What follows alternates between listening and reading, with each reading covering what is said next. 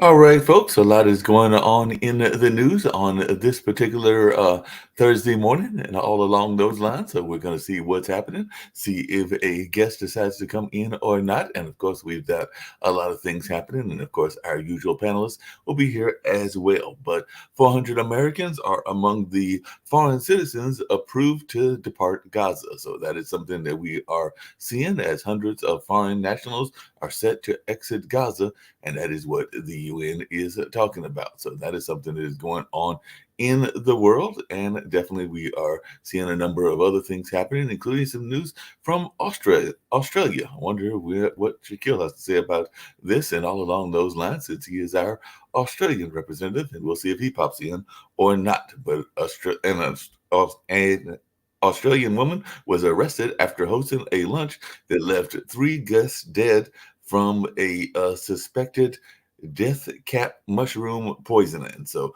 definitely, she looks like she was suspected of killing three people in that particular country. So I'm sure that that was all over the news in that particular area.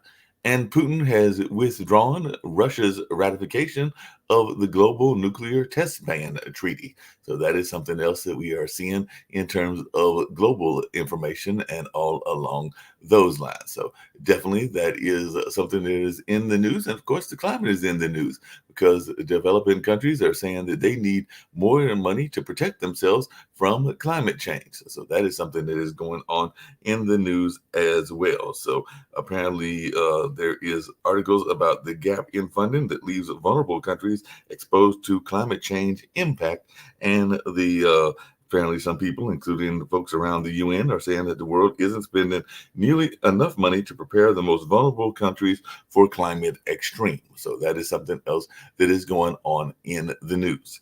And Ukraine's commander in chief is talking about the breakthrough he needs to beat Russia. So, situation at the front has apparently reached a stalemate, and hopes for Russian exhaustion has turned out to be a mistake. And apparently, that's something that the Ukraine commander in chief is saying, and all along those lines. And they're definitely asking for patience with the frontline offensive. So, definitely, that is something that is going on in that part of the world. And Israel settlers have attacked fuel, and that's definitely something that is going on. And apparently, that is continuing as the Gaza war rampages and goes on in that sense. So, definitely, it looks like heavy battles in northern Gaza as bombing continues. And Palestinians are saying that three were killed in the West Bank, and the IDF has arrested 49 in raids. So, that is something else that is being talked about. And 300 miles of Hamas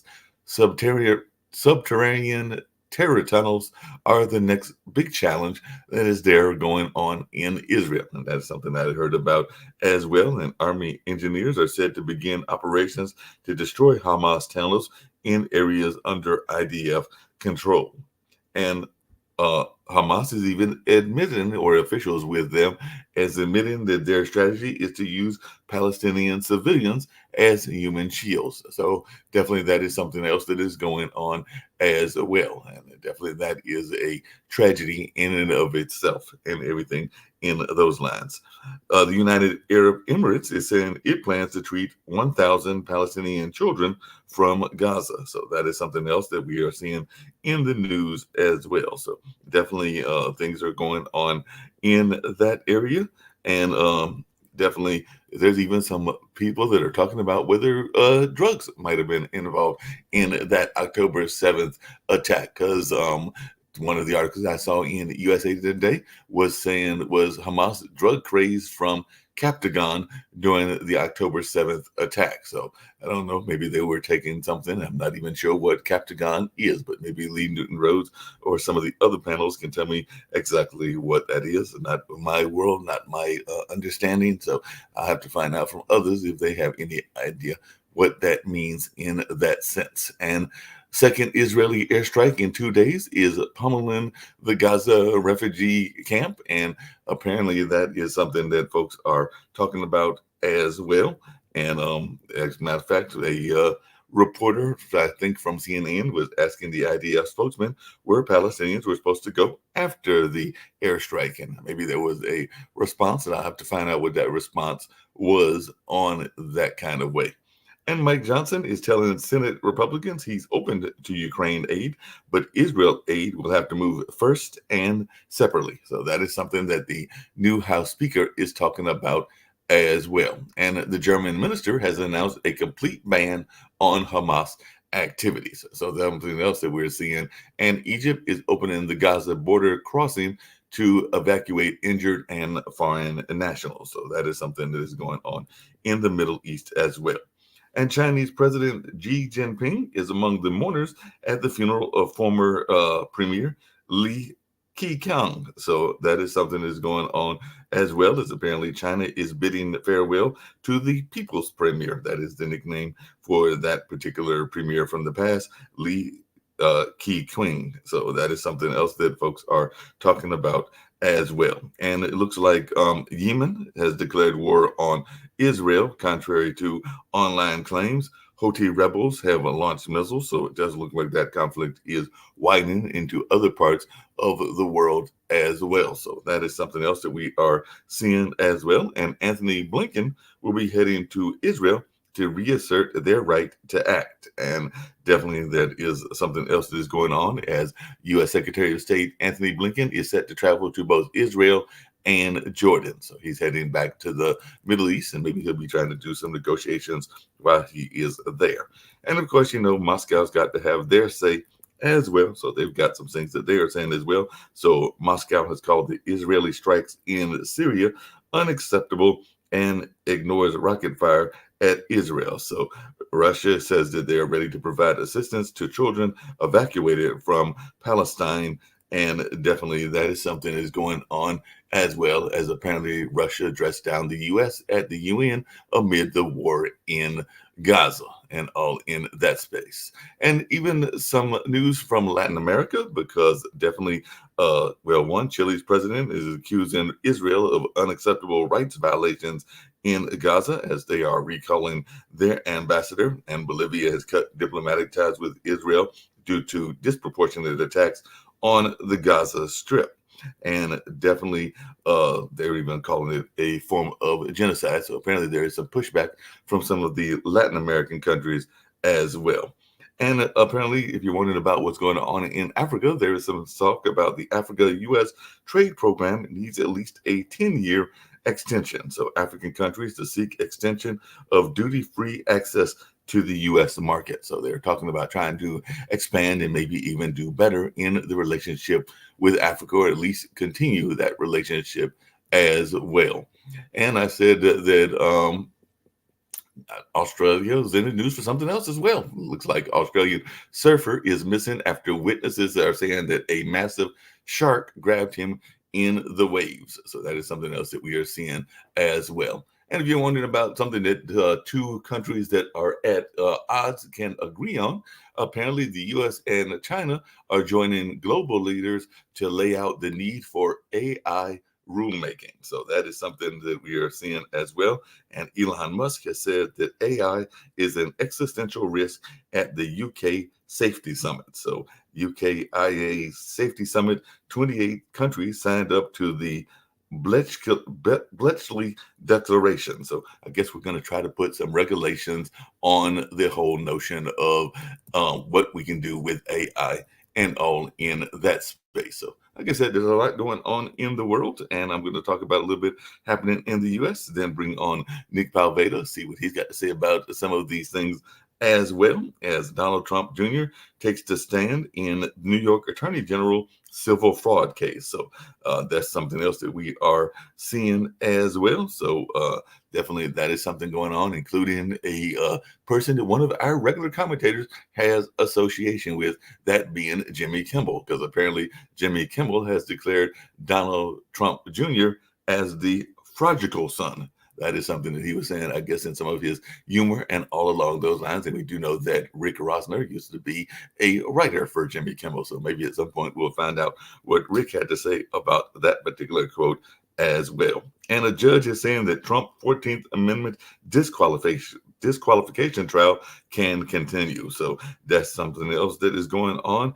And apparently, there's a trial to remove former President Trump from the 2024 ballot that is beginning in Minnesota. So we're also going to find out what goes on in that space. And Ohio abortion measure is sparking an early voting surge, and definitely it looks like abortion rights are on the ballot in Ohio this election day. So it'll be interesting to see how many women come out and how many folks come out on both sides of the abortion issue to decide what's going on in that area. So definitely, apparently, if you're wondering about Representative George Santos, he is asking lawmakers not to expel him from Congress. And apparently, he easily survived the vote to expel him from Congress. So we'll see what happens in that particular case as well. So, like I said, a number of things are happening in the world, including 20 Republicans who are joining Democrats to kill the censure resolution against Rashida Tlaib. So that is something else that is going on. Is the House has blocked efforts to censure Rashida Tlaib, and she is definitely a person that has been in the news as Marjorie Taylor Greene had asked the GOP to insure her for her pro-Palestinian stance. And definitely that is something else that we are seeing in the news as well. And in some sad news, a 21-year-old woman was killed by a stray bullet at a Georgia bar where she worked. And this was a former high school soccer star. So that is definitely some very sad news coming out of that area as well.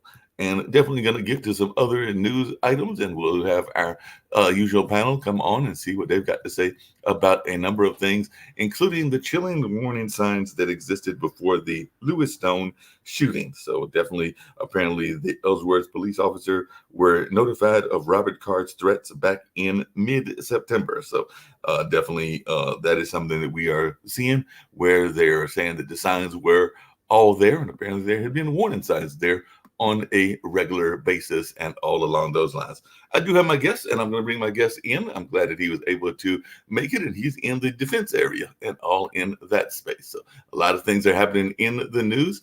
Ptolemy Prudent is here with us and all in that way. Glad to have you. Probably mispronounced the name, but I know that you are a defense person in the defense industry, and you've had some interesting things to say. And I know that one of our people that we talk to regularly, that being David Walker, talks about defense regularly on our economic show and on a number of other things as well. And one of the things that I was quite interested in is that some people might say that you're taking what might be considered a hawkish position, because you're talking about some of the things that are going on and how we need to contain China and things along those lines. And you've also mentioned the fact that our Navy bases are not getting the support financially that is probably needed and all along those lines. So, and I know that you've even talked about how some of these things are playing into what is going on in the world. You heard me earlier talking about a little bit about Ukraine and a lot about Israel. And I know that in some of the conversations I've had with you online, you talked about this changing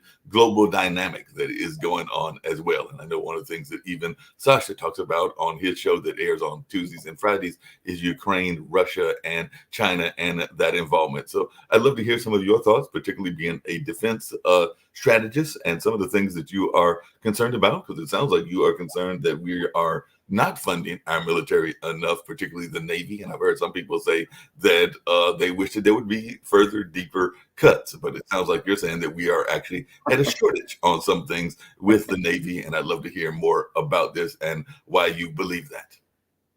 Well, thank you, Mark. I appreciate you taking the time. I got to review a lot of your material, and I appreciate the effort that you're making to keep everybody knowledgeable and in the loop about what's going on globally. I think you hear from my time. I'm from Durham, North Carolina, so I think I grew up there, and so just seeing that some of your people and you are from the Chapel Hill area, that's always exciting. Seeing the other fellow North Carolinians, and so it's always exciting. So I've studied foreign affairs and weapons systems about 35 years. And in that time, it's always been a part of my heart to make sure that the average everyday American can have their input into that conversation. And so I spent the last 6 years working on a book called China Rising, The Case for Containment. And that is a kind of an in-depth look at opportunities that our nation can take and the individuals on our nation can take to encourage and influence our peers, our friends, and allies around the world to make sure their navies and our air force are stronger, and that we can collaborate more to deal with China's expansion in the South China Sea and in the Indo-Pacific. And so that book comes out in December the 2nd. And so that's going to be exciting when that rolls out. But the corollary to that is the Common Sense Defense platform. That is for the everyday person. That's kind of where our classroom is, kind of similar to your podcast here, your stream. It deals with educating people about situations. So that's kind of what Common Sense Defense does. It educates the everyday American, everyday citizen about things that we can do to impact the future of our nation and our national defense. Yeah, that makes a lot of sense. Like I said earlier, what is it? Because like I said, I know the conversation has been for a while about cuts into defense. And like I said, I did go to your website, and it seems like you're asking, because you even mentioned some of the things that are out of date. And I know that we've even sent some of our out of date material to some of those countries that are battling, specifically that the country of Ukraine and everything. But it sounds like you are concerned, and I don't want to put words in your mouth, that we might be not prepared for something should happen, whether it's an attack from China, whether it's an attack from a number of other places. And I know that right now everybody is thinking of the United States as the most powerful force out there and all along those lines. But it sounds like you have some concerns about where we are in terms of readiness. Is that a fair assessment? Yes, definitely. So I think so. When you look at our near peers, you look at Russia, you look at China, and they are pacing threats militarily to us, particularly in the Navy area. So Russia has 220 vessels or platforms. China has 355, and they're going to be growing towards 400 in another 5 to 7 years. So what you're looking at is a situation where we every year are decommissioning about 10 to 12 ships or platforms. And what happens is if we continue to decommission ships, then we're in a situation by 2027 where we're looking at about like 285 ships. So our numbers are continually declining while China's numbers are continually increasing. So if you add that with China's A2AD, which is anti-access aerial denial weapon systems, which are hypersonic and cruise missiles, what have you, then we're in a situation where if we have to go to defend Taiwan, we're in a situation where it may cause a president to pause for 3 or 4 days before he engages in combat or in defense of Taiwan. Then you're in a situation where China's able to snatch Taiwan and then have that part of their defense establishment. So what ends up happening, you're looking at being in a position where you have to make sure that your capabilities are matching or exceeding that of your near peer adversaries. So when you look at the number you project down, you're looking, oh my goodness, we're decreasing in every one of our platforms. So yes, when you have old platforms, you have ships that you decommission, whether they're the LCS, Littoral Combat Ship, or you have the Arleigh Burke class, which we're building out, but you have the older Ticonderoga class, that's what I wanted to say. That class, when you start decommissioning those ships and you lose those missile cells, then you're in a situation where you have to replace those. And so the convention is, well, let's just build more ships and then we'll replace those cells. But it takes 5 years to build a ship. So when you decommission and you get rid of those cells, then all of a sudden you have a shortfall of missile cells.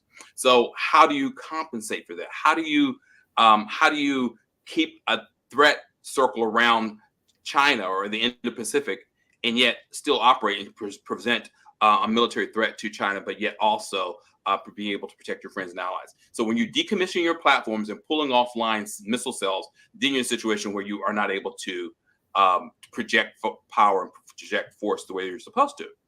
Now, one of the other things I've heard you talk about as well, and I'd love to hear your thoughts about this as well, is that a number of countries, and I know that even there in Israel, consignment is something that is talked about on a regular basis. As a matter of fact, I think that they are bringing up some of their officers and military that were not commissioned at the moment to kind of be involved in the Israel-Hamas conflict and everything. And it sounds to me like you have also said then maybe we are not prepared in terms of the amount of people that we have in the military. And I'm not sure if you are suggesting or not suggesting that we might even want to go into a draft situation here in the United States. I know I've got two young nephews, and I know that we've not had a draft for a number of years, and I don't know that they would be wanting to have that, even if we should be having it. But that would be a conversation to be having with my brother and other members of the family should that take place. But where are you at in terms of our own readiness? Do we have enough officers, enough trained officers, and enough people that have the knowledge?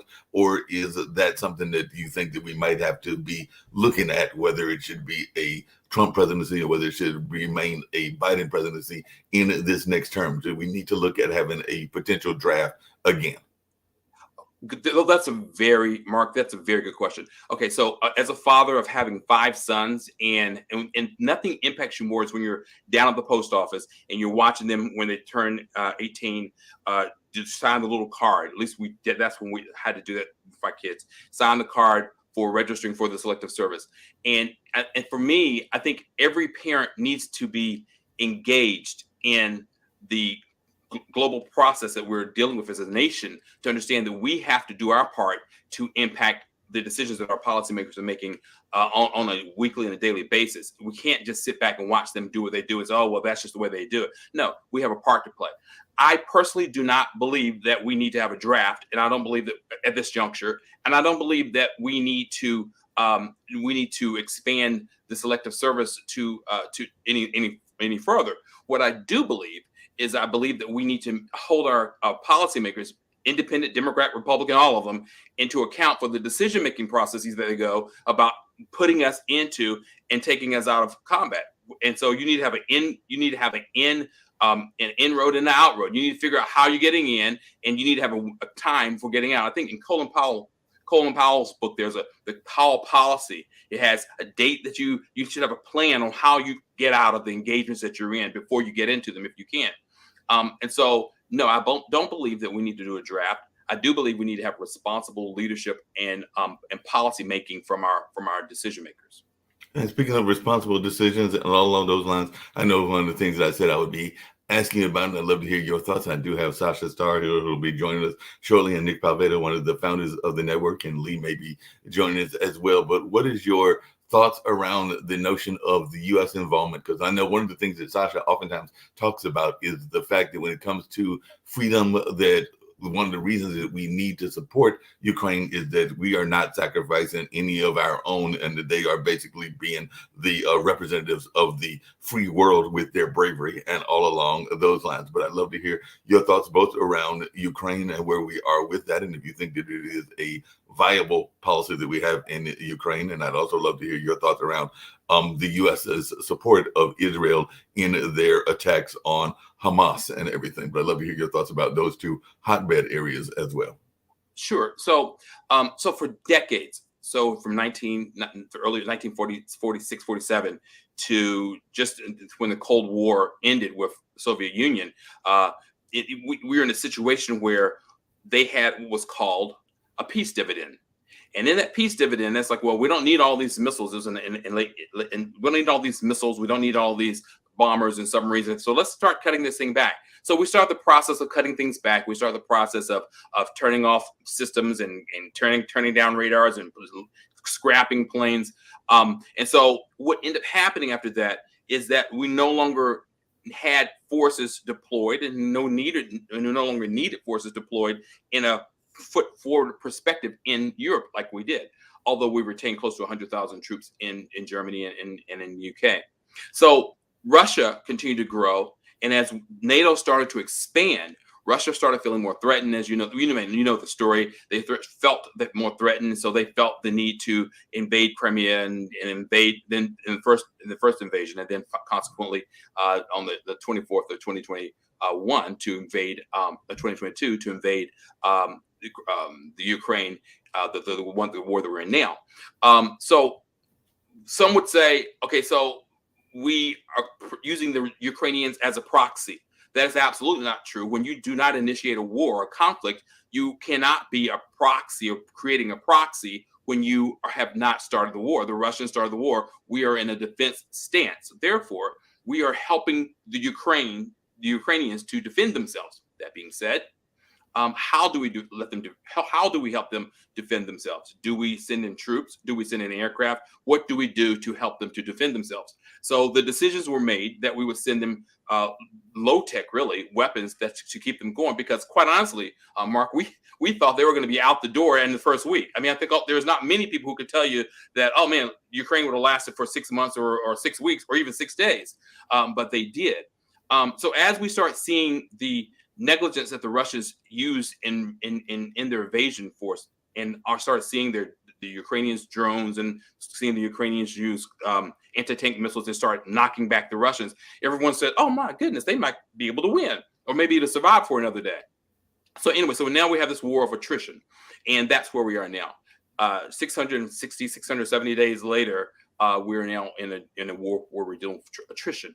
And so now, because the largest land force in Europe is the Russian army and the Russian armor and the Russian artillery, when those numbers go down, you're looking at 6,000 tanks they've lost in the last year and a half. So when those numbers continue to tick down and they just keep dropping and dropping, hundreds of thousands of soldiers, I think next week and next month or so, they'll be at 300,000 casualties or deaths from this war, not just casualties, deaths in this war. And so they're dropping in so many soldiers, young soldiers. So you're looking at a situation where their overall power is going to be depleted, and we have to maintain the integrity of Ukraine, and we have to make sure that they don't fall, because if we let them fall, it's not really going to be a cascade. I personally don't believe that it will be now Ukraine falls, but I think that the concept of democracy, the concept of holding up democratic countries, that will start to fall. Because if Ukraine falls, I don't think another European country will fall, but I do think Taiwan would be next in line. So it's a concept that you're looking at. To your point about Israel, I think that Israel is an ally. I think Israel needs to be supported like the Ukraine needs to be supported. Then we do not have an alliance with the Ukraine. We do not even have, so there's no policy in place that American soldiers will go and die in Ukraine. We have nothing. There's no alliance like that. They're not part of NATO. Israel, we do have a military alliance with Israel. And so that's why last week you saw them shooting down a couple of Houthi missiles that were launched towards Israel last week. So yeah, I think we do need to support Israel. They are an ally. That tells your other friends, whether it's Japan, whether it's Korea, whether in South Korea, whether any other nation that will support you like we're supporting Israel. What is your thoughts? Because it's something we've been talking about on this network and everything, and there seems to be a rising concern about this new group that is out there along those lines that is involved in some of the countries that you just mentioned, including some countries that are viewed as allies. And I'm wondering your thoughts around what is called BRICS, because BRICS is definitely Brazil, Russia, India, China is involved in that as well, and other countries are asking to join if they haven't already joined from around the world. So do you have some concern from a military standpoint about BRICS and the rise of BRICS, or is this a non-talker in terms of your thoughts around defense and all along those lines? I think that anytime that you have China as part of an organization, whether it's the United Nations, whether it is any civilian organization, I think that you need to be very conscientious of what that organization is about and also the direction of that organization. Whether so let's look at like you said, BRICS, Brazil, Russia, India, China, South Africa, and then there's a BRICS Plus, and I think it's another additional 8 to 10 countries that are trying to be part of the BRICS Plus. I think that I have no issue with BRICS. I think we want those countries to prosper. I think India is in a strategic alliance with us as well. Okay, so from as part of the quadrilateral defense organization, and so we need India to be strong. We need India to be successful, and that's why we're not as hard on them as it relates to the sanctions that we have against Russia, because we need India to be on pair. We need India to operate and grow and keep their democracy strong and keep their economy strong. Because first of all, we're doing a whole lot of offshoring there. It's called friendshoring when you do construction and industry in a friendly country, do business. And so that friendshoring that we're doing with India, we need them just to grow and to prosper, so they can continue to be on the trajectory that they are. So the BRICS organization I don't have any problem with that. I want South Africa to grow and want them to prosper. But I think it's just the DNA. I think you want to look at the DNA, and I think where China is trying to move towards the renminbi, or where they're trying to move toward the currency they have. I think that's really what they're trying to do, is undermine U.S. Leadership in the dollar, where they, I think, is 1.5%, 1.7%, the Chinese yuan. So that's really what they're, I believe, one of the biggest threat the BRICS organization has and poses. But in there, like I said, there's the ideology. The BRICS Plus people, the additional countries that may not have as much individual financial capability and military capability. So you need to start looking, and we all need to start looking at pairing and where they will pair with the PRC on different issues. So that is something that needs to be looked at. But also, I'll say this, Mark, that China is filling a void and a gap that we just failed to do through the IMF and the World Bank. I mean, so we could do a whole lot more to help with a lot of those countries as well. That's another conversation. But I think a lot of the countries in Africa and Latin America, I think that we could have done a whole lot more. And even in the Indo-Pacific, we could have done more without having to have the Chinese use that door that we left open by us not doing anything. So that's something else to consider. It's another conversation. But I do understand. I do believe that we should invest in our friends and allies in countries that could use more resources that we have. Before I bring on Nick and Sasha as well and everything, one of the conversations I've heard is the nature, and you've kind of alluded to it, your book talks about it as well, about the Chinese influence and the Chinese influence on the world, because we do know that China is going in and investing a lot in African countries, African businesses, and a number of other things in that space. We're also seeing them even invest right here in the United States. We do know that there are Chinese students that are learning from some of our esteemed universities, and that there are definitely even China investments in some properties. I think that China has bought some properties around some of our major cities like New York and around California and Texas and a number of other places as well, probably even investing right here in North Carolina, including Durham, North Carolina, where I am based, and everything along those lines. But that being said, what is your thoughts around the China involvement in the world? Because it seems like we are almost deferring to them, and they're doing a lot of gaining of traction around the world. And you have talked about the Chinese influence in world politics, even in some of this conversation we've been having this morning. But where do you think we are, and should we be countering them and becoming allies with some of these countries ourselves, whether that's even some in our own backyard? Because I know that there's a whole conversation. I'd love to hear your thoughts around this, around what we should be doing with our border control as well, because definitely that is something that I'm sure that China is playing into, with some of that dissent between us and the Latin American countries. But what is your thoughts around that? Mark, that was a big statement that you. There's a whole lot there. I like the way your brain works. I'm sorry, but so yes, so China is a pacing threat, and let's look at Yamamoto. 1928, he went to school here in our country, and when he had the chance to travel around the nation, people would say, well, where is he going? Why is he going down to Oklahoma, and why is he looking at the viscosity and the texture of the oil?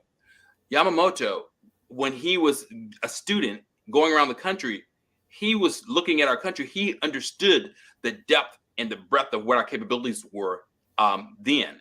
So he used that knowledge he gained to really use all the things that he used. He came back at us 12 to 15 years later to attack at Pearl Harbor. The terrorists, when they learned how to fly, not land, planes, here in Western Michigan, and different places around the country, in 1999 and 2000, they were learning in American schools. And I'm correlating that with now over 175,000 Chinese students. I have no problem with Chinese students learning at American institutions. But here's the thing. Those students are learning mechanical engineering, electrical engineering, advanced engineering degrees, taking those skills and going back to China, working and developing weapon systems that are coming towards my children, your children, grandchildren, family, friends, 5 years from now. Or, so you have to understand, we have to put some type of door there that says, wait a minute, we don't need to be training people who are going to be coming back at us in a few years. And so, yes, learn horticulture, learn the most advanced, all the different, learn all you want to learn being a lawyer, learn all the English, all the things that you want to learn. But as engineering, that needs to be. And so there's a chapter, there's a section in the book. Let me show you the book really quick. That's the book, hardback book, and it's 400 pages, 408 pages, and 50 pages of citations. But I have a section in here that talks specifically about what we need to do to lock that window, close that window that we're giving advanced science degrees to children that are going to be working back in China and coming back at it. So it's not being xenophobic, it's not being mean, it's being wise. And so how many times do we go through it till we learn that? And also that I will also add, even the advanced physicists and advanced degreed labs that are being laboratories that we have where we're doing collaborations, those need to be shut down as well, because all of that data is on railroads going right back to China, and they are reverse engineering things, taking material, stealing material, and they're producing that advanced material that comes back into weapon systems and electronic devices. And I think you heard mentioned earlier about AI, same thing. All those things come back at us. So you've got to look at the scope of things and say, wait a minute, do we want to be vulnerable down the road? So that's kind of how I look at that. It's not to, I want everyone in the world to have opportunity, because that's only being fair and just. But you have to be careful how you arm and prepare and equip a potential adversary.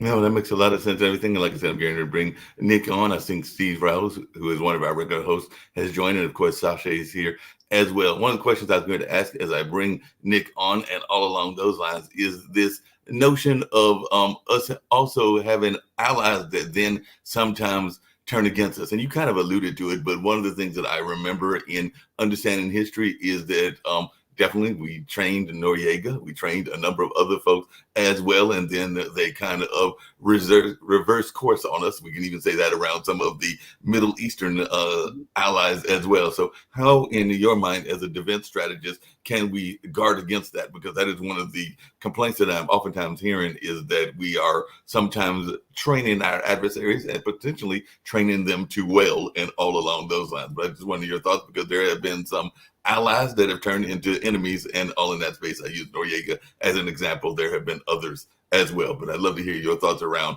ways to protect ourselves against this threat that has happened a couple of times. I think the first thing, that the term says the enemy of my enemy is my friend. And I think there is an exploitation of that. I think the person who that did that quote ended up dying from that person who was his friend. But the concept is that you want to produce people with the same value set. Those need to be the primary people that you work with.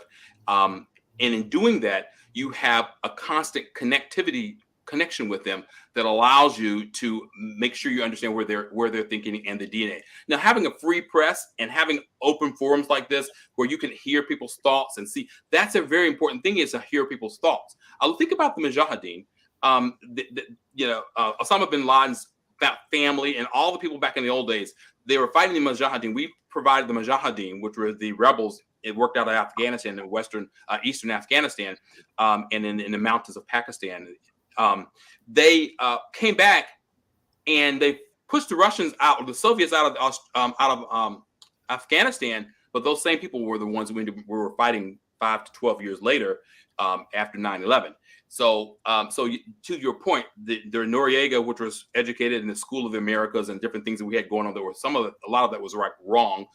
So you have to have standards yourself.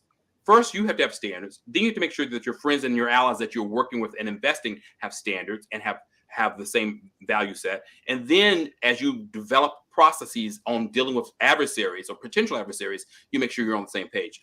I think of AUKUS, which is Australia, United Kingdom, and United States. I'll think of the trilateral agreement we have with North Korea, with Korea, South Korea, Japan, and ourselves. Just like 3 weeks ago, we did the first joint mission with South Korea, Japan, and the United States. That's the first time those two guys worked together. So they have come a long ways, and they were both strong enemies with each other, friends with us, but enemies with each other because of things that happened in World War II, as we all know.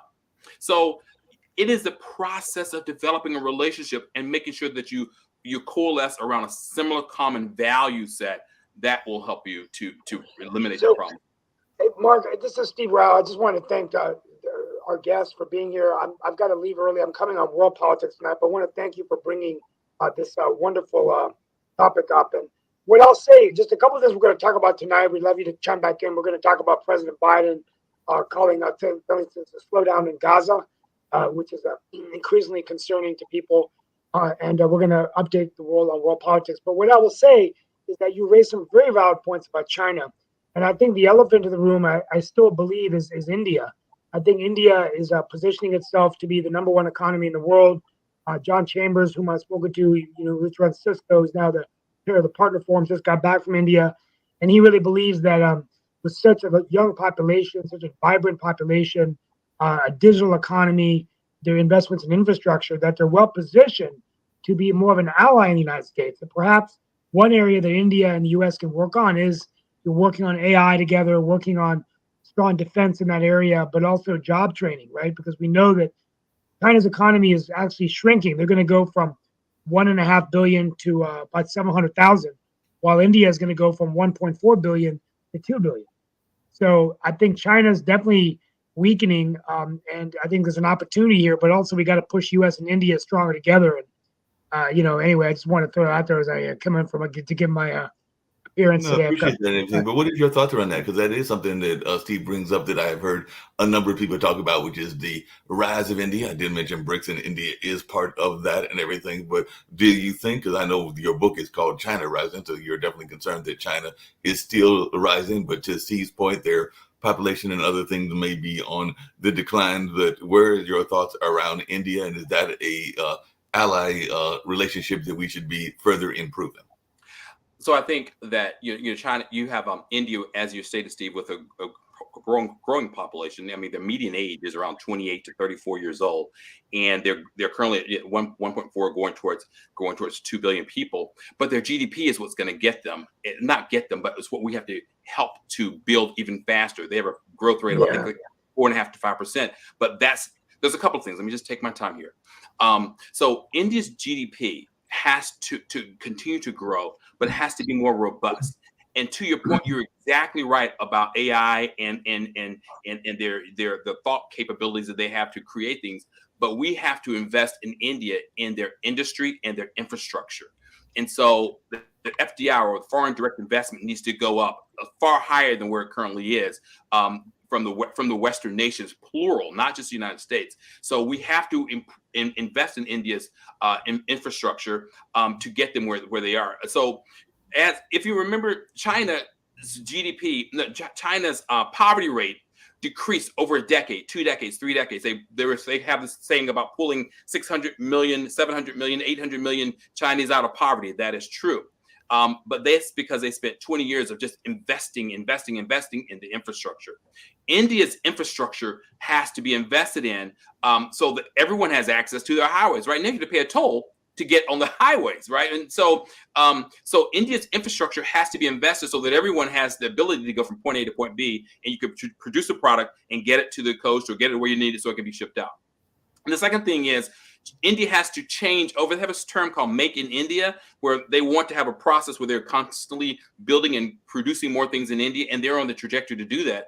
But one area for me that's interesting to me is they have to change their defense alliance with Russia, because all their primary systems are derived from the treaty of friendship with Russia over the last 60 years. So if they're going to break into that next level, I have no problem. Actually, I mentioned that in the book. I have no problem with make in India, but I also have a major problem with their primary weapons of war being used in Russia. Well, and I think that's why I've got to run, but that's a good point. There's a lot of foreign policy issues that will be ironed out, and weaning India away from Russia, making sure that we have an energy strategy that makes sense. But yeah, you're right. India is playing it safe, kind of playing it to both sides of the fence, which I think in long term is not in the best. And meanwhile, even though I'm the son of immigrants from India, we're not talking about Prime Minister Modi's crackdown on ethnic minorities, particularly Muslims and Christians, and the whole notion of a Hindu state, which even journalists apparently are being shut down in India. And so this message isn't being really conveyed out. So a lot of concerns there. I think that they can be worked through, but hopefully the president and Narendra Modi, President Biden, can once again sit down. But hopefully they're working through those issues. Got to run. Thank you so much, Mark. See you at World Politics No tonight. problem. We'll see you this evening and Thank you all everything. so much. Just really quick, and I know that Sasha probably got some thoughts for you as well. But before I get to Sasha, I don't know if Nick's going to come back on and everything. But what is your thoughts? And I kind of alluded to it earlier. There is a number of situations, even in our own backyard, that being Latin America. And I know that one of the things that Nick and past shows have talked about is the rise of fentanyl coming out of the South and along those lines. And definitely there is other things that are taking place as well. There is definitely some gang violence. I mean, both here in our own United States, but definitely some cartels and other things that are influencing our politics that are coming from Latin America. So while you are concerned about China, and I understand that as one of your concerns about some of the thoughts from a defense policy around our backyard, because that is something that I think we also need to be thinking about, is what's going on in our backyard with Latin America and Central America. But what is some of your thoughts around that as a person that is into common sense defense? Okay, so when a life is lost from a fentanyl overdose, it's a terrible thing. I don't know if you ever, I'm sure you probably have, but they used to they would stomp on people's chests and try to get their heart going. And I've seen this with my own eyes. It's like, and so now I think oxy whatever. There's an injection that you do now that reverses that. And so we're in a situation now where we have an absolutely incredible negative situation with lives being lost from fentanyl being injected into our country. And so, one, I think that we have to look at where the fentanyl is coming from. That's the first thing. Yes, it is coming through Latin America. I concur with that. But where is it coming from? It's coming from China. The precursors for it are all coming from China. And if you would go back 400 years and look at the Opium I and Opium II wars, that's as a result of the United States, Western and UK, and some other Western countries working to put opium into China. I think China is getting us back. I think that they are trying. It's just the most weirdest thing, but it's the very same thing now that we're dealing with that they are sending back to us. And I think that no one is even discussing that component. So yes, I believe they're going to try to do their best to stop the fentanyl precursors coming to our country. But I think it's part of the overall plan is not plan. I don't want to say they're creating this, but let's say they are allowing this to attack us, and we're losing the life expectancy rate of white people has decreased in the last decade because of the fentanyl overdose. These guys are dying at 29, 39, and 49. That's unheard of. And so I think that is a ploy also that we need to consider, that China is just allowing this to weaken our nation as a whole. Okay, in relations to drugs and the drug gang violence out of certain regions of Mexico, I think that we need to see Mexico not only as a neighbor but as an ally in standing up to China. And so for me, Mexico needs to be a country that we are partnering with to get their GDP growing so that they have more opportunity. And they have a GDP of $2.4 trillion, somewhere in there. That needs to be about a $4 trillion GDP, so that they grow as the United States grows and as Canada grows. So our whole continent is growing. But we have to invest in Mexico even more so they have more opportunity to address things. Yeah, definitely. I think Sasha's got some thoughts for you as well. But just really quickly, were you at all concerned about, because one of the other things we heard about China was China's involvement. We apparently are coming out of the pandemic, but there were some people, and I don't know whether you were one of them, that was believing that this was done somewhat intentionally and that it might have come out of the Chinese or the Indochina area and everything. There are others that are not as concerned about that. But I was wondering, as one that is in the defense space, how much are you worried that what we went through over the last 3 years was a direct intention of the Chinese government? I personally do not think that they did it intentionally. I absolutely don't think that they did it intentionally. And there are lots of people who do. But I don't believe they did it intentionally. And yeah, I think that it could have been managed correctly. And I write in a book about how they allowed once the virus started, they allowed it to be exported globally by not shutting the country. They should have left everybody right there in the country, whether they're Americans or not. They should have left them there and dealt with it. But what they did was they exported it and then they locked it down. So I think they totally mishandled it. But I don't think they intentionally started it. Got you. Sasha, I know you've been following a lot of things going on both in Israel and Ukraine. I don't know if you have any thoughts for Mr. Pruden. Like you can tell, he's definitely got some military background, and actually we didn't get into that, but if he would explain some of his own background, I'm sure the audience would love to hear that as well. But before he does that, and we can go over a little bit and everything, definitely share some of your thoughts around or questions that you have for Mr. Pruden. As you can tell, he's definitely very concerned about the Chinese government and where China is on a global situation. Mr. Pruden, it was my pleasure to listen to your interview. And I'd like to point, you see, I live in Canada, so I'm not particularly involved in American politics or so on. But it appears to me that there is a great disconnect between what is publicly stated about the military of the United States and what its role, and the budget. Sure. The budget is getting close to $1 trillion, right? Yeah. However, if your goal is not to be involved in world affairs, period, and your only goal is to defend US against Canada and Mexico, for that purpose, you may need only $50 million. I don't think you need any more than that. So with $1 trillion being spent, there are two things. Either it's a fraud, or it's some kind of a situation where people who prepared that budget and voted for the budget, they definitely know something what the rest of the people don't know. Are you there who know or don't know, like most of the people? What are the stated goals of U.S. Military? What is there to justify $1 trillion budget?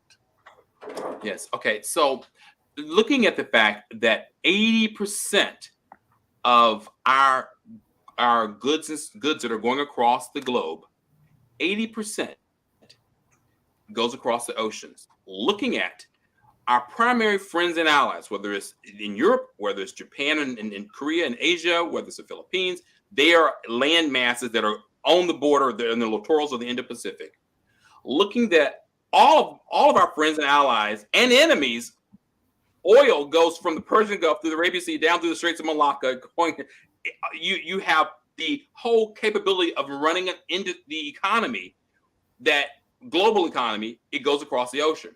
So yes, if we took the choice and reduced and did not have a Navy, then the question would be, who is going to control the safety and security of our goods and services and lifeline at this juncture being oil coming to us and going to our friends and allies? That's the question. BRICS. Here comes the BRIC. Here comes the BRICS. Probably BRICS country will control it all. Okay, fine. So then all of a sudden, then you need to start learning the language of the BRICS. You need to learn Mandarin. Ni hao ma, shay shay. You need to start learning Mandarin at that juncture, because they at that juncture will start dictating to you like the Chinese did now with South China Sea.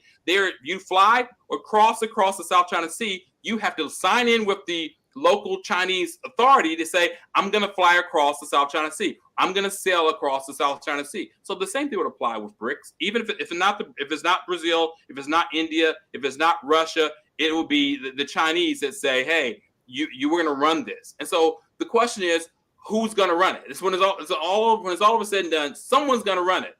So the question is, do you want it to be an autocratic country running it, or do you want it to be a democratic country running it? Do you want it to be where people keep 1 million people in jail like they do with the Uyghurs? Or do you want it to be where people, when something doesn't go right in the jails, people can have a free press to say, hey, that's not right, and make things big, or have forums like this? So it's a choice of, do you want to have the freedom to speak and share your thoughts and have the money to back up what your moral set, your ideology, and your ideas are? Or do you want to be in a closet, not saying anything, doing anything, because someone is dictating to you, saying you can't say that, you can't do that, and you can't go there? So it's about who controls your life, really. No, so that's why. Yeah, that makes a lot of sense. Along those same lines, and like I said, we can go at least a few minutes over and all in that space and everything. But one of the things I was curious about is one of the things that we talked about on this show and other people have raised, and I'd love to hear your thoughts. How much, and I think Sasha was kind of alluding to it, but how much does the United States need to be the world police? Because that is something else that people think about. I mean, there are a number of countries that have things that we do not approve of, whether that is the way that they treat women, the way that they treat certain people of certain orientations, or the way that they treat people of a different society, maybe even a different religion and everything. But that is a conversation that is a regular one in the military. So how much in your mind, Mr. Pruden, do we need to be the world police? I know that Nick Palveda, I'm getting ready to bring him on, is oftentimes thinking that we need to be the world police a little bit more than we actually are. But how much do you think that we should be doing that world police? I personally think that I don't like the term world police. And I think that whether it's world police or the cowboys, or, those Americans, I think that we should be supporting people who are trying to keep our value set going concurrently. I think that we should be supporting growing geopolitical forces that are going the same direction that we're going. And so when you're looking at supporting those people, you have to have the tools to do that. Now, get this. If we did not have the capability to send HIMARS to Ukraine to defend against the Russians, or have the different types of systems that we've done to do that, they would be controlled by now, taken over. Even if Europe had put in all the capabilities that they had, it is because we had the extra capability to send material to them and the ability to transport. Those first platforms came across on C-17s and C-130s. So having the capacity when someone has an emergency, that's a good thing. And so, okay, so I really want to address this point that you mentioned earlier, or that Sasha mentioned. I agree that our budget is $886 billion. I think it's going to be closer to $900 billion next year. And you're right. And it's going to be the National Defense Authorization Act will have about $1 trillion in the next 2 to 4 years. Okay, so we have to manage our money better in America so that we're not wasting money. And so you look at whether it's canceling programs or having a good idea of how you want to develop a program, having good management of a system. Look, here's an example. The Littoral Combat Ship, they spent $34 billion on that platform. And they're now, I just saw a ship, the USS Detroit, they just canceled it a couple of weeks ago. I saw it a few years ago down in Detroit. They are canceling all of these ships that we've spent all this money on that they don't need any work. They don't work anymore. We don't want them anymore. So that was 34. The Zumwalt class destroyer, $24 billion, $30 billion out the door. They only did 3 platforms. The Gerald, the Ford. I've been on the ship. It's a beautiful ship. I mean, it's just immaculate. But we spent $13 billion on it, plus $4 more billion in research and development. So I'm just saying that we can manage our money better. So to your point, Sasha, to your point, Mark, we have money, but we don't need to be just randomly wasting it. And so I'm a proponent of having good policy in place and getting everybody in the country. I have last year, I'm slowing down. Last year, we worked calling into Senate Armed Services Committee, House Armed Services Committee, and we had a whole team of people calling in to get them to spend more money on certain sections of the defense spending, primarily in the Navy, so that we can make the best process and best pieces in place so we can have a strong Navy and not just be wasting money. But you have to have policymakers that are conscious about how much money they're spending. And you have to have defense operatives, the Defense Department agents that are not like just randomly wasting billions of dollars. So there's oversight, and good management has to be one of those things. So I would like to mention something. First of all, I don't mind if United States will have a budget of $2 trillion. Okay. I have no problems with that, except I want to see where and how this money will be used. If there would be, for example, a war against Iran and United States crush Iran to the bones or so on, and okay, it required, say, $1.5 trillion. Okay, let it be that, because there is a stated goal. The goal has been achieved. That the same thing would now happen with Ukraine. Now, the new Speaker of the House, he asked Biden and Zelensky, who is the president of Ukraine, to come up with a clear plan what the money is for, what will be achieved with this money, how much weapons they need, Right. exactly what type of weapons and systems they need, and what will be achieved in a what period of time, what's going to happen in 3 months and 6 months and so on. So this is a great approach. Instead of just sending more money, more weapons, more ammunition, and you don't have goals, you don't have the real end in sight. So that's you have to formulate. And this is, I think, where Biden is very weak. He is providing help to Ukraine, but you see, for example, it's approved. Okay, you can now send to ATACMS missiles. It was back several months ago. He sent them only about months and a half ago.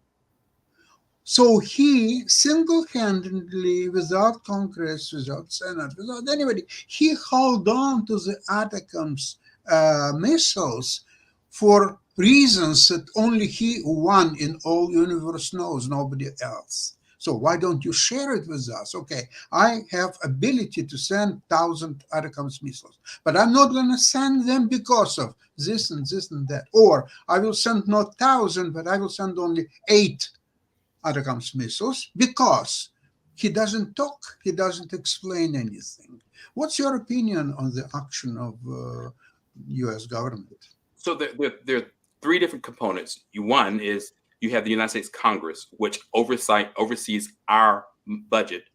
So they produce the NDAA, and they get the NDAA approved. That money comes through as appropriated, and then we use it. So there's House and Senate oversight, and there's Office of Management Budget. So the money that we have, that we produce out there, has oversight. We just have to. You obviously have to have clarion calls and people to look into each individual detail, because it's $1 trillion. And so that's one of the factors, but there is oversight for that. But I think the second point is the money that goes to the Ukraine, they have a different budgetary system and a different way they handle things. And I think people are concerned about how they handle the money, and they don't want to randomly just give them carte blanche to send money there.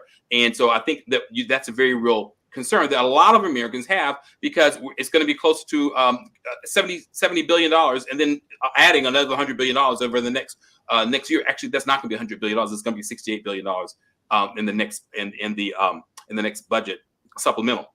But still, lots of billions of dollars going to Ukraine. And I think people are concerned about what is that money going to be used for.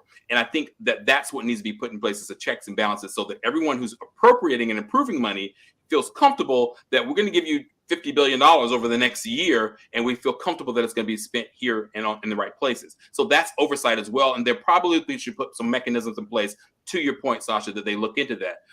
Biden basically is holding back. When he did that, just held back on the capability, got approval and said, I'll use it when I'm ready, because that's a president to president or president of the country view. What they're saying, look, we want you to have these pieces in place, and we'll do that. So what I have done that, I don't know. I think they probably should have released the missiles earlier, because they could have changed the tempo of the war, which is the next point I want to bring up. We cannot have an exit date or exit strategy for the Ukraine, because it's a war where Russia's throwing in hundreds of thousands of troops to die to keep the war going. And they will continue to question is, how long will they do that? Or how long can they do that? So you cannot have an exit strategy. So there's no way to say the Ukraine war is going to be over at this date or this time, because it's a war where you have a crazy adversary, and they're just absolutely doing suicidal things. They have a whole line of troops like they did in World War II. They have guns. It's called a first line or second line, and they kill all the people who retreat.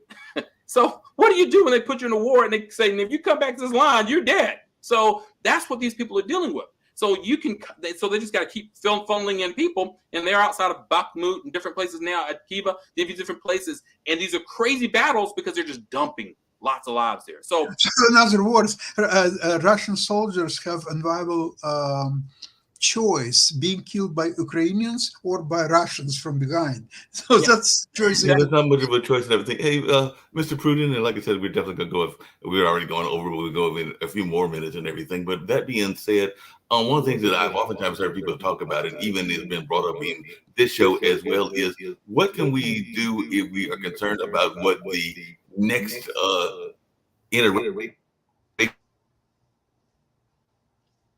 of whatever our enemy is becomes, because I know one of the things that people are thinking, and everybody agrees that one, Putin is totally crazy and totally is out of his mind with the things that he is doing, and all along those lines, just like many people think around the world agree that Hamas is a terrorist organization. But the concern in both of those situations is, what does the replacement look like after we destroy them and everything? So I was wondering your thoughts and everything is, what does the alternative look like after that destruction takes place, whether that's Putin losing his life or whether that is Hamas being completely obliterated and everything? Because I do know that that is a concern that people have from a military standpoint.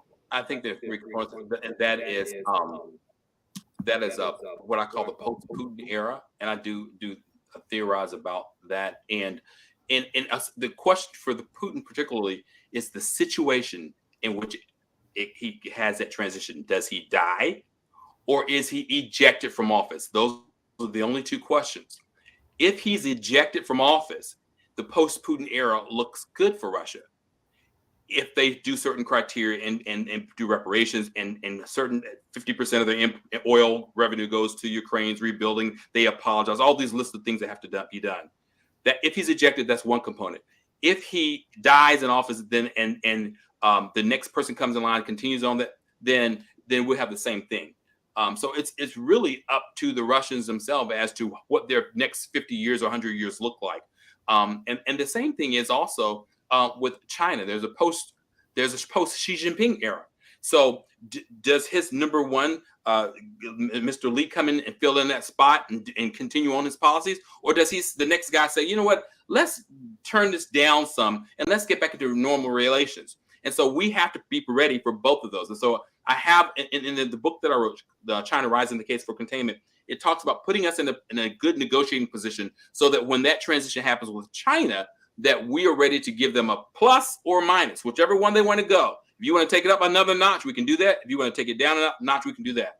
Now, in relation to Hamas, I think that is a very tricky situation. I mean, I think you're looking at Hezbollah.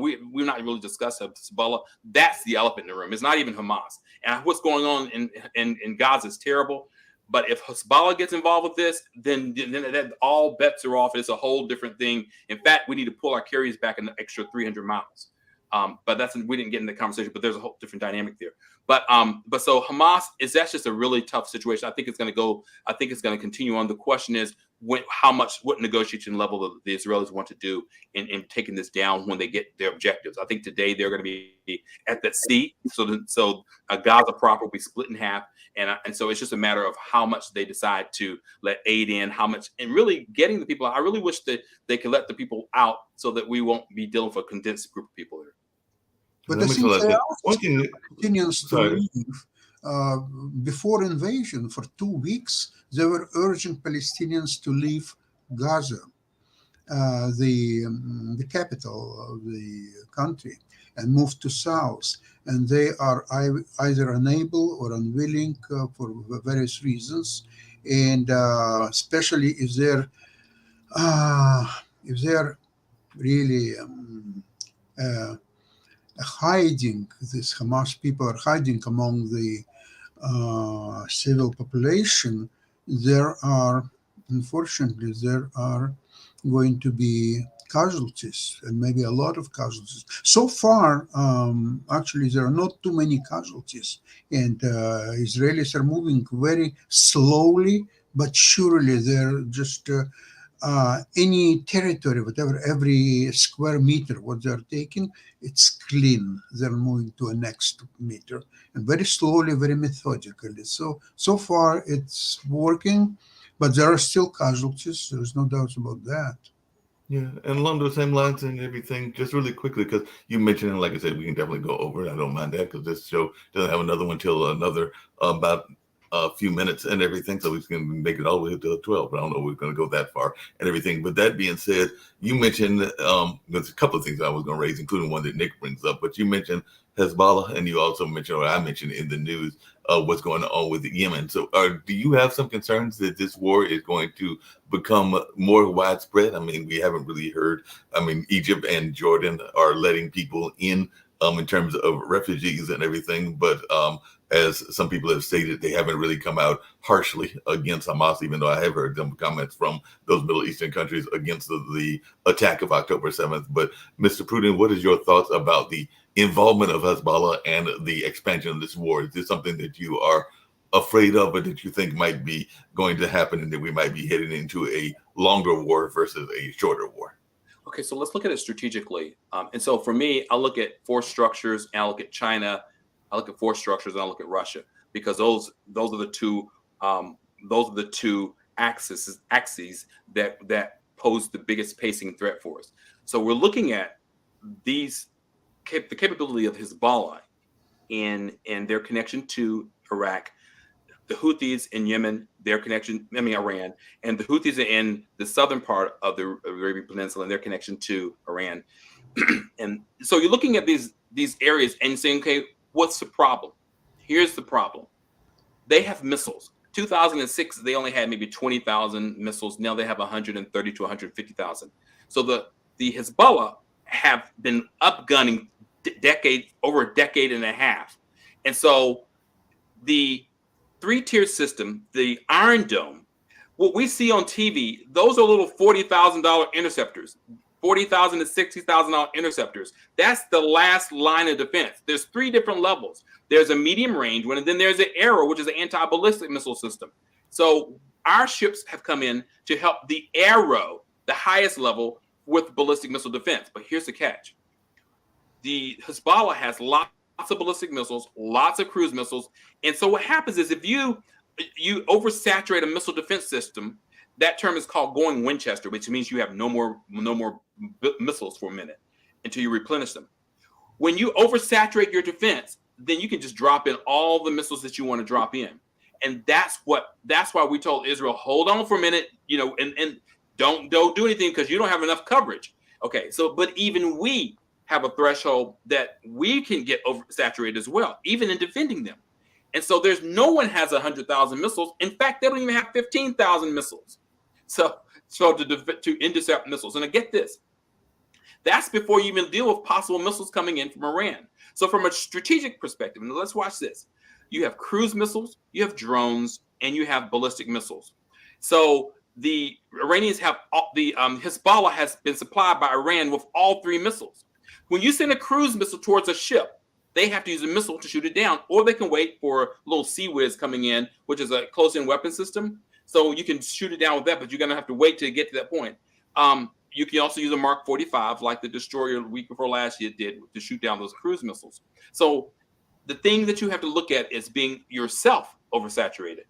If Hezbollah and Israel go to war and we get involved with it, the first thing that we need to do is get our ships out of there, refuel our planes, and do sorties from a distance, because they have too many missiles, and no one's telling you that. But they have too many missiles, and they have anti-ship missiles. They have anti-ship cruise missiles, and they have anti-ship inertial guided ballistic missiles. And so if we're within 150 miles to 200 miles, that's in range of our systems. And so it's just a terrible situation for everybody. So the best thing that you can do right now is threaten, because if they go to war, then you have different dynamics. And the Ford does not have F-35s on it. It wasn't equipped to carry the F-35, believe it or not. The rest of the Ford class does, but the Ford does. It has F-18s, but that's not the point. So you're looking at a quagmire, and so they're trying to threaten and not get involved, because if we get involved, we have to change the dynamic, because we can lose ships. Hey, along those same lines, and that's the question I was getting ready to get to, and Nick was probably going to raise that. I know he was having some interference, but I'll try to bring him on as well and everything. But one of the things that I know is going on in that sense, and we talked about it before, even in the economic show, and I'm glad that you're able to bring these perspectives. We might even want to have you come on. If I don't want to step into Sasha's lanes, but as you can tell, he has some of the same defense background that Jonathan does. So maybe we need to have him on the Russia, Ukraine, China show, but it's your show, so I don't want to say whether you want to invite him or not, but I was just going to offer that as a producer, that he might want to come on your Friday show. No doubt. It's my great pleasure. Yeah, so glad we might have you come on those shows as well. But one of the things I was going to say along those lines that Nick talks about regularly is you, as a defense strategist and as one that has been involved in the defense, have to study budgets. And you've mentioned a number of figures. You mentioned a number of other things that go on in that space. And one of the frustrations that I know Nick has, other people have as well, is that our own Congress doesn't even look at the budgets and probably don't even know some of these figures that you've been throwing out and all along those lines. So I'd love to hear your thoughts around what can we do when we've got this government that is going on that doesn't even study their own numbers and everything. So I'd love to hear your thoughts, because this is a point that Nick brings up regularly, and I don't want to put words in his mouth, but he does bring up the fact that we have budgets and we don't even have our own members of Congress that study it. But I'd love to hear your thoughts, because you are regularly talking to Congress, you're regularly doing these conversations with them. So are you sometimes frustrated when you talk to these people and they don't have knowledge of some of these things that you are bringing to our attention, even on the show today? I think that, first of all, I think it's not their money. They're not paying the money. It's the American taxpayer that's paying the money, and that's a big problem. And I think that the government is entirely too big. So you're looking at $7 trillion. I mean, it's crazy how large the government has grown in the last decade. And then we want to put it on Biden. Come on, to be fair, Trump grew the government himself, and Trump also spent more money. So it's not about whether you're Democrat, Independent, or Republican. It's not about that. It's about across the board, we need to spend less money. And then we need to grow our economy more so that we can get to where we need to go as a nation. And there's a whole conversation, and I know you guys don't want to talk about all of that, but so the government is too big and it's spending too much money. Okay. So the question is, how do you make it less big, and how do you get it to spend less money? And so there's a whole conversation, and it needs to be objective, and it needs to be nonpartisan. But we need to cap it and just kind of get it to shrink, and then we can start looking at other options about things that we can do to get our nation stronger economically, so that it can start getting a bigger GDP, larger than 3.2%, so that we can get closer to where we were at 4 or 4.5%, and then we can start burning that down, the debt down, because $33 trillion is too much money. I think it's going up $1 million or whatever every second or something. So I'm sorry, I'm not really answering your question specifically. I'm just telling you that the government's too big and we're spending too much money, and those things all need to be whittled down. Yeah, that makes a lot of sense. What do you think about the idea to convert some large ships into cruise ships, so they will start bringing in revenue? Is that possible? Okay, so there's this term called the Jones Act, that anything that's transported in American shores in America, it has to be American built. And so we have offshored a lot of our construction and manufacturing development of cruise ships to other countries. Korea is a really good country to build. But to your point, Sasha, I think that we should build more ships. In fact, I have a plan that talks about building 100 more naval platforms for ships in our country on top of what we're doing, just so we can continue to spur our maritime industry, to continue to spur our naval development industry, naval shipbuilding industry, because that's a skill that we have lost. And a lot of those, we're the only ones who are manufacturing our own naval platforms. But what you're talking about is civilian ships and things. That whole industry is gone, because it's been offshore to China, it's been offshore to South Korea, it's been offshore to other countries. And so we have to get that maritime production back to a point that we can do it. And there are new technologies. So it's like you can have 1,000 people working in a shipyard and really produce some new cutting edge platforms if you use robotics, AI, and other new tools to work with them in tandem. So, and produce those ships that you're talking about. So I'm all in favor of that, for sure. Well, I remember that during Second World War, British Navy, they used the ocean liner like Queen Mary, and now even Queen Mary 2, which is very modern cruise ship, but they could be also used to transport troops, for example, from England to Australia if needed, or any other region. So there is some use for the idea of cruise ships being a little bit more versatile than just cruise ships. Yes, well, it's called a craft. It's a civilian. It's a civilian version of those ships. Have to be signed with the government that they can be used as transport vehicles and vessels for the American sailors, American service. So it's civilian. I forgot what the craft stands for, but civilian reserves fleet. And so, to your point, yes, very similar to how the British did with the Falkland Islands when they used Queen Mary to take troops down there. That Absolutely. Is what we have. Yep, you remember? And so we have that in place, but we haven't utilized it. But if we needed to, we could. But the key is you got to make sure you can protect those platforms as they go inside in theater. And right now with anti-access aerial denial, they basically can sink those ships. So you have to first go in and suppress the anti-access aerial denial capability or negate it, and then you can bring in your forces. And so one good thing I'll say, Sasha, is that we now use airborne. We use a V-22 and we use air cushion vehicle called an LCAC. Those send in, they can deliver troops closer to shore, but not maybe 100 miles, 50 to 100 miles out. Actually, Mr. Pruden, you did very well by admitting. I first heard it from you in the last several weeks, a possible danger of keeping these carriers on Israeli shore. I always felt uncomfortable when I saw it on television, when you see these giant ships on the shore of Israel, knowing capabilities of, say, the Hezbollah, and never mind Iran itself.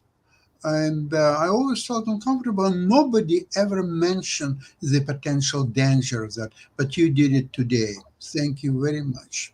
Thank you. Yeah, appreciate that and everything. Hey, Nick, I know that you're on mute, but definitely if you got any thoughts, and you're off mute now, if you got any thoughts around this conversation, I definitely want to hear from Mr. Pruden before we end it around the 11:30 mark and everything about how he can be reached in this common defense platform that he has and podcast that he has as well. But before I get to that, any thoughts that you have, any questions that you have? I've raised some of your questions from our past interviews. Not that I'm into books, but I guess I'm into books. When does your book China Rising come out? So it is released on December the 2nd. Let me show you what it looks like. That's right there. And so you can go to the ChinaRisingBook.com, the ChinaRisingBook.com to get the book. So if you were to do that, you'd be literally some of the very first people in the nation to get that. And so that would be kind of cool. But it took us 5 years to write it and 1 year of editing with a couple of PhD people. And so, so it's 6 years, 50 pages of citations. It was really, I'm really over a tenth of my life I spent on the book, but I'm thankful. It's a very visionary book. So just a really quick. We definitely want to bring you on when your book comes out because we sell books here. Not that we help sell books. We don't. We help sell books and everything. Along those same lines, really quickly.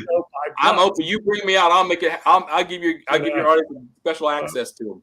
Sounds good. Just along those same lines, just really quick, because we didn't really talk about that at the beginning, but what is your own military background and what got you interested in China and in the military in general? I'm assuming that by all this conversation that either you served yourself or you have friends or family that served, but I'd love to hear your thoughts around what got you into this military conversation.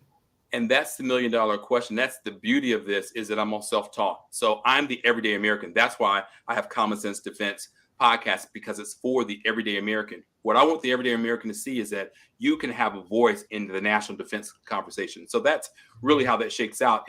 So I've taken 30 years of my own individual interest in foreign affairs and weapon systems and strategy and have used that skill to write the book and to impact our country, calling Congress and galvanizing people to call Congress and to support our defense establishment, both the industry and the defense the people in the Defense Department and military. So that's an area that has always been interesting to me. But I want everyone in America to understand that they have a voice. And so if I can do it, anybody can do it. If I can write a 500-page book, a 400-page book, anybody can do that if they take the time to do it. And so I'm doing it because I got 6 kids.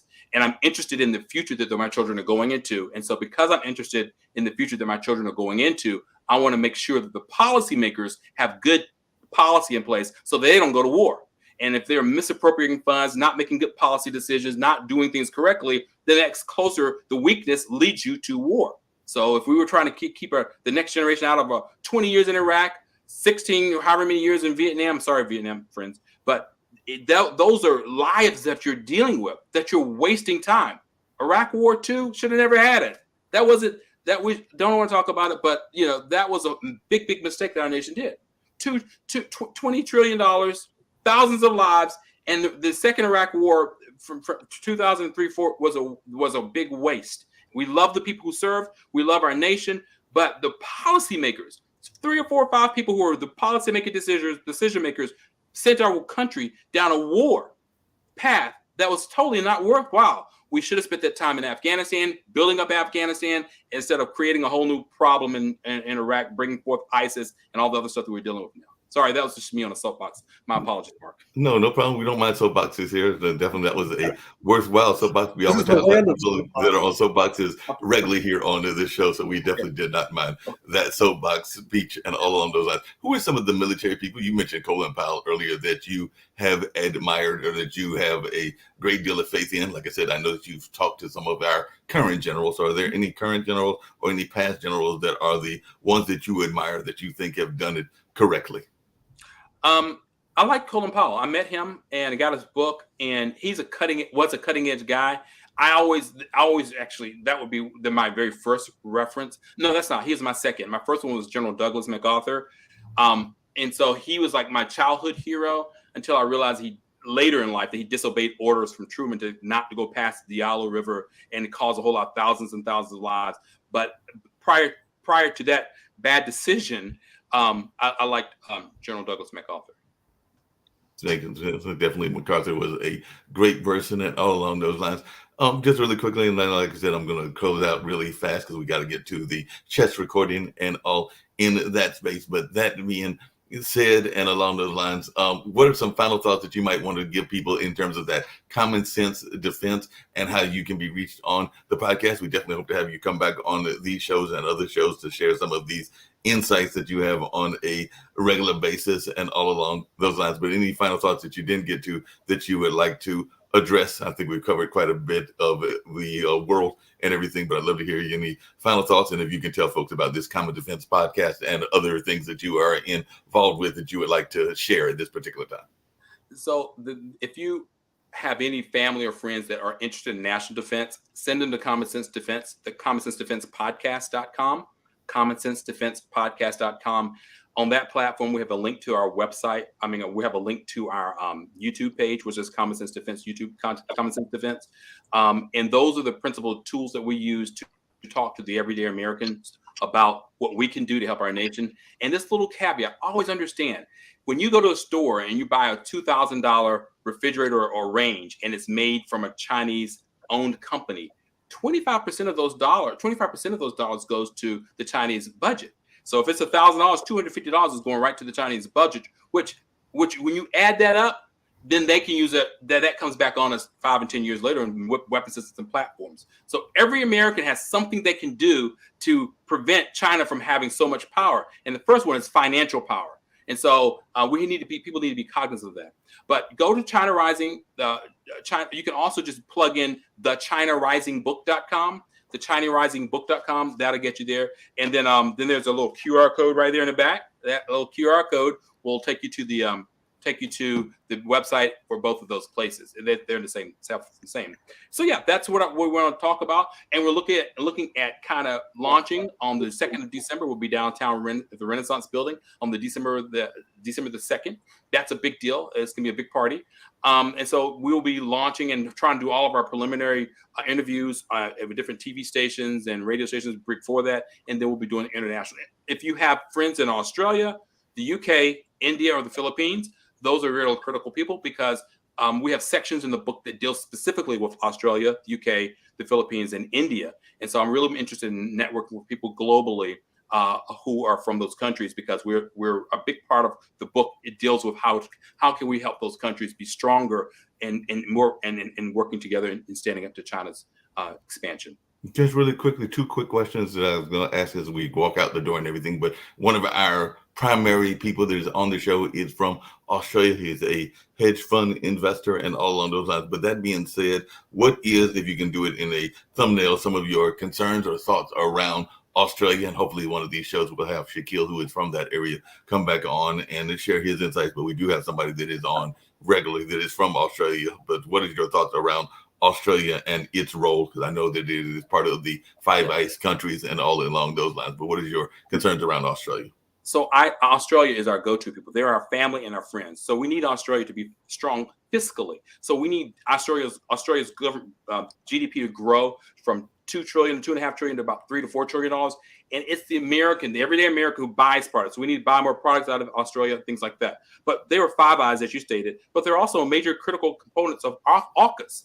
And in WA or Western Australia, in Perth, that's where we're going to be. They're building the base there for the next generation of submarines, nuclear submarines. So what we need to do is we need Australia to have more money so that they can be free to be to spend it to do what they need to do as a nation. So for me, Australia is very critical to this whole program.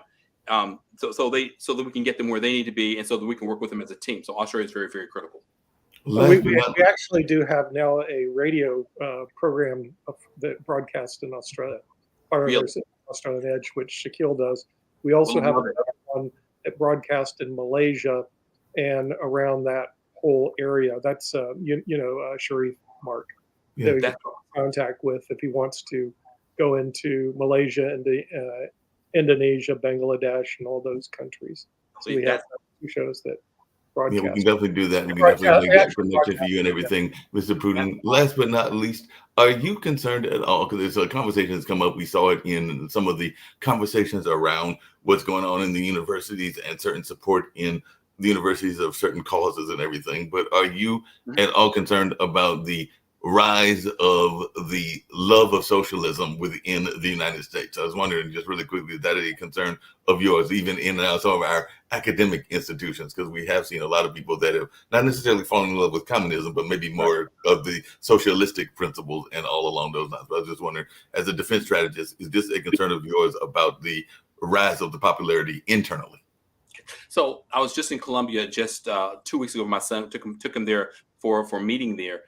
He spent a couple of summers, a summer in Oxford doing school there, and so being around those kids, there's a certain, and the training that they get is a certain thing, and that, quite honestly, Mark, that's always been part of the intellectual pursuit in our nation. So I think that if we train our students before they go off to college and kind of keep an environment for them, because socialism is an antithesis of what of democracy. It's an opposite of it. So yeah, it's prevalent, but we have to make sure our kids are locked tight before they go off to school. I mean, you can't penalize. It's a free country, you can't penalize them, but you can't let that negative, you can't let the negative material infiltrate your kids if you can help it.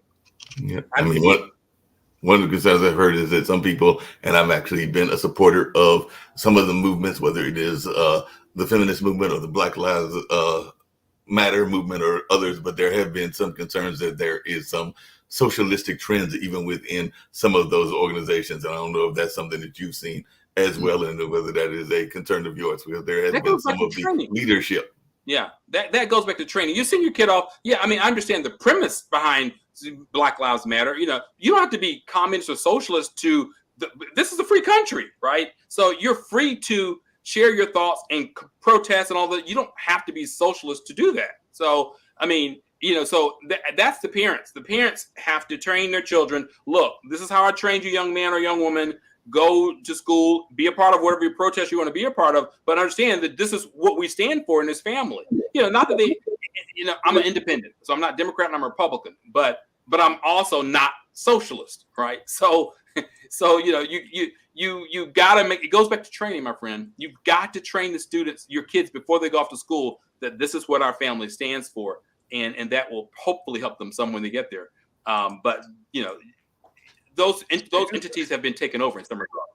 Speaking of socialism, what happened to Venezuela? It has the largest oil reserves in the world, more than Saudi Arabia, UAE, or anywhere else. They turned socialist or communist or something, and all of a sudden, this country that should be extremely wealthy went to pot. I mean, it just went like that. Do you have any thoughts of what happened down under? Why is Venezuela just trash when it should be rich? So I think my wife and I were on a cruise when it first happened, and where they switched over from when the government was taken over, and they said that the people that we talked to, they were totally upset with what happened, and they said that just a few people took the country over, and so really it was a tool that whoever is at the height of power used to take over the country, and they took They took advantage of the people who didn't know any better. And this is almost 20 years now. So, it's a terrible thing. And I think it's what happens when you have, in fact, if you look at Soviet Union, if you look at China, you look at any of those countries, those people who were part of the party, they live very, very, very well.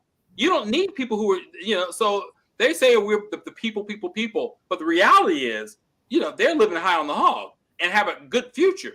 And so it's the rest of the people that don't have a good option. So I don't really think it has anything so much to do with the political, or they're using politics as a controlling tool. But I think it's really about people just trying to pad their own pockets and control the country, and they've done a good job at it. I don't agree with them, but they have run over those people. So and because to your point, then we have Venezuelans coming to our country looking for an opportunity. Right. And so we have people from Central America looking at our country to have an opportunity. So we have to find some way to present opportunity there in Latin America so the people can be successful at home.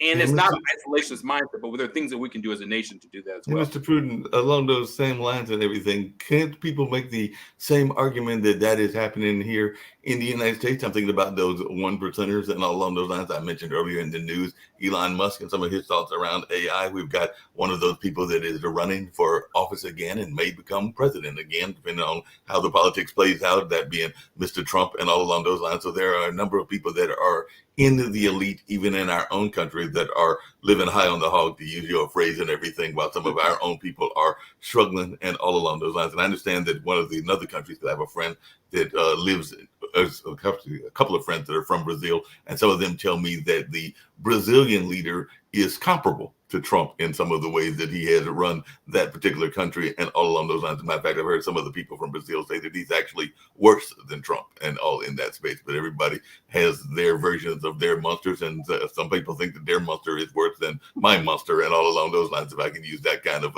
analogy and everything. But what is your thoughts around that notion of people that are in the elite being in control, whether that's here, whether it's China, or whether that's wherever and everything?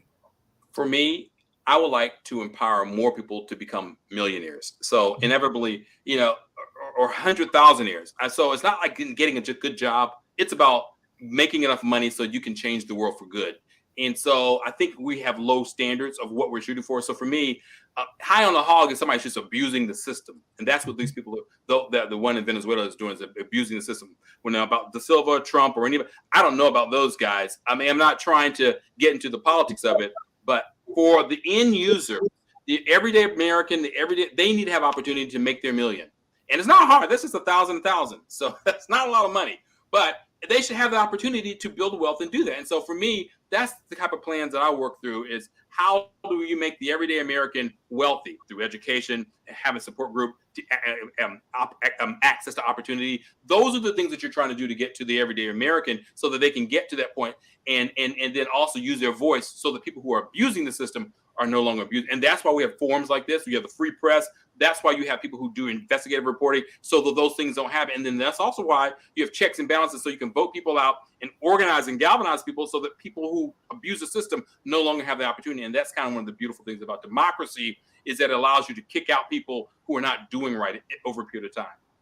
And last but not least, as we get ready to get out of here and everything, if you're interested, Mr. Pruden, and everything, one of the shows that is in that space, I know we've got later on today a show that was spun off of Mr. Sasha's show and everything, that being the Wall Street Hacker with Peter Bennett and all in that way, but definitely modern investing. You should check out here on the Pod TV. It is every Wednesday, and definitely there's a lot of conversation, as Sasha will tell you, around making ways that people can use investment in order to become those millionaires or 100,000-aires and all in that space. So Sasha does a great job with Jim Eade and with Milan and others of sharing knowledge about that space and all along those lines. I might come in and chime in on some conversation as well, but they do some great conversation around ways to help you get to that point and all along those lines. So if you're not aware of that show, it is every Wednesday at 1:00 and all. Yesterday was a great moment in that show. One of contributors, he's a retired dentist, Dr. Milan Somberg. So we discussed food stocks, different companies, and I said by far the best food company to invest is Kostka, because they have fantastic business model and they collect fees and they can sell quality foods at cost. They don't need profit because they got all their profit from the fees what they're collecting. So Dr. Somberg says that he loves Costco because he's going there. They're buying hot dogs, and the price of hot dogs is the same as it was 40 years ago.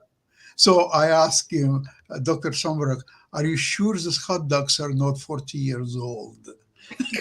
That was a beautiful moment. It was definitely a comical moment. All of those lines. Mr. Pruden, you have been a great guest today and everything. If you want to give your ways of being reached one last time, we're going to get on out of here and everything. But I have thoroughly enjoyed our conversation. And on behalf of Nick Palvedo, one of the founders, as well as Kim Calhoun, who is another founder who is not here today and everything, and with my role as one of the program people, primary program director, and all of that, I do welcome you to come back on the show in the near future as well. So we hope that you'll make a return visit with us, whether it is on this show or whether it is on Sasha's Ukraine, Russia, China show, Yes, or a number of other shows as well. So we would definitely tomorrow, welcome your appearance on these shows.